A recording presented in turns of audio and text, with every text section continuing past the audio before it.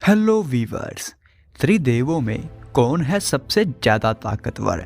दोस्तों, अक्सर आपके मन में यह सवाल जरूर उठा होगा कि त्रिदेवों यानी ब्रह्मा, विष्णु और महेश में कौन सबसे ज्यादा ताकतवर है। हिंदू पुराणी ग्रंथों के अनुसार ब्रह्मा जी इस सृष्टि के रचयिता हैं, विष्णु जी इस सृष्टि के रक्षक हैं और महेश यानी शंकर जी इस सृष्टि के विनाशक हैं। जहां ब्रह्मा जी ने इस सृष्टि को बनाया है, वहीं भगवान विष्णु ने इस सृष्टि के बढ़ रहे पाप को रोकने के लिए कई अवतार लिए हैं और भगवान शिव ने समुद्र मंथन के दौरान विष पीकर इस सृष्टि को बचाया था। त्रिदेवों में कौन सबसे ज्यादा ताकतवर है, इस विषय में 3 प्रकार की कहानियां प्रचलित हैं। पहली सप्त ऋषियों की कथा, दूसरी शिव पुराण में, तीसरी भगवद गीता में। सबसे पहले बात करते हैं सप्त ऋषियों की कहानी के बारे में। एक बार सप्त ऋषियों में चर्चा हो रही थी कि ब्रह्मा, विष्णु और महेश में कौन सबसे ज्यादा ताकतवर है। तो उन्होंने त्रिदेवों की परीक्षा लेने की सोची। इसलिए उन्होंने भृगु ऋषि को कहा। भृगु ऋषि सबसे पहले परमपिता ब्रह्मा जी के पास गए और उनका अपमान किया, जिस कारण वह बहुत ही क्रोधित हुए। उसके बाद भृगु ऋषि शंकर जी के पास गए और उनका अपमान किया और अंत में वह विष्णु जी के पास गए। विष्णु जी तब आराम कर रहे थे, तो उन्होंने वहां आते ही उनकी छाती पर लात मारी, जिस कारण भगवान विष्णु को जरा भी क्रोध नहीं आया और बल्कि उन्होंने भृगु ऋषि के पैर पकड़ लिए और कहा कि कहीं उन्हें चोट तो नहीं लगी, क्योंकि मेरी छाती का यह भाग बहुत ही कठोर है। यह देख भृगु ऋषि हैरान रह गए और समस्त सप्त ऋषियों ने यह माना कि भगवान विष्णु सबसे ज्यादा ताकतवर हैं। और अब बात करते हैं शिव पुराण की कथा के बारे में। एक बार ब्रह्मा जी और विष्णु जी के बीच कौन सबसे ज्यादा ताकतवर है, इसको लेकर विवाद शुरू हो गया। यह विवाद इतना भयंकर था कि इसने धीरे धीरे युद्ध का रूप लेना शुरू कर दिया और तभी इन दोनों के बीच एक अग्नि स्तंभ प्रकट हुआ। भगवान विष्णु और ब्रह्मा जी ने यह तय किया कि जो भी इस स्तंभ के अंत तक पहले पहुंचेगा वह सबसे बड़ा कहलाएगा। इसके बाद विष्णु जी स्तंभ के नीचे की ओर चल दिए और ब्रह्मा जी स्तंभ के ऊपर की ओर। पर स्तंभ का अंत किसी को भी नहीं मिला।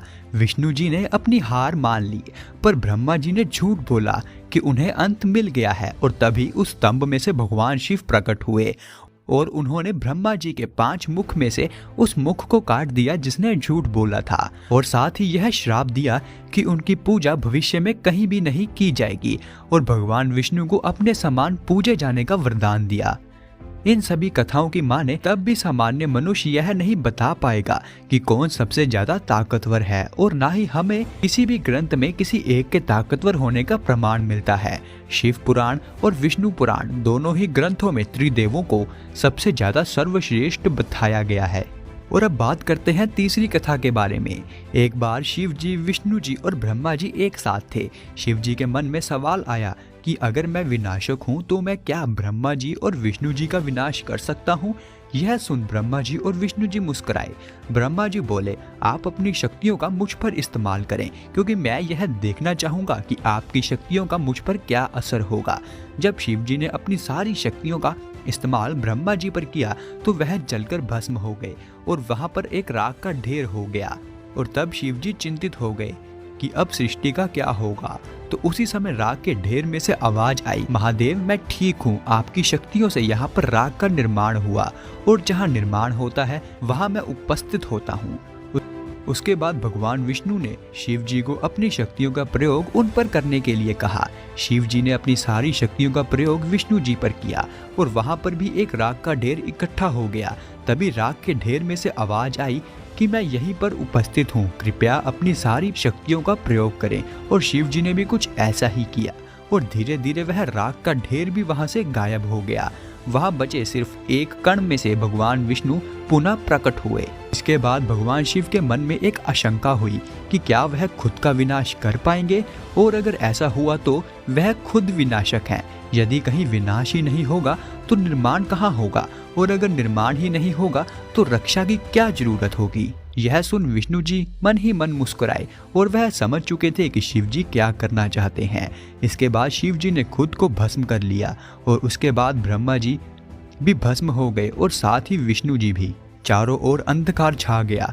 भस्म होने के बाद राख के ढेर का निर्माण हुआ और उसी में से ब्रह्मा जी पुनः प्रकट हुए। उनके बाद विष्णु जी और उनके बाद शिव जी पुनः प्रकट हुए, क्योंकि जहाँ पर रचना होती है वहाँ सबसे पहले सुरक्षा आती है और फिर विनाश। इस घटना से यह पता चलता है कि त्रिदेवों का विनाश नामुमकिन है और इसके बाद शिव जी ने उसी राख को अपने शरीर पर लगा लिया, जिस कारण उन्हें शिव भस्म कहा जाने लगा। इस कथा से हमने यह जाना कि त्रिदेवों की तुलना करना व्यर्थ है, क्योंकि जहाँ रचना होगी वहाँ ब्रह्मा जी होंगे और जहाँ रचना होगी तो उसकी रक्षा जरूरी होगी, जिस कारण विष्णु जी वहाँ उपस्थित होंगे और रचना का विनाश भविष्य में मुमकिन है, इसलिए वहाँ शिव जी भी उपस्थित होंगे। तो दोस्तों यह था आज का वीडियो। यह वीडियो आपको कैसा लगा कमेंट सेक्शन में हमें जरूर बताएं। वीडियो देखने के लिए आपका धन्यवाद।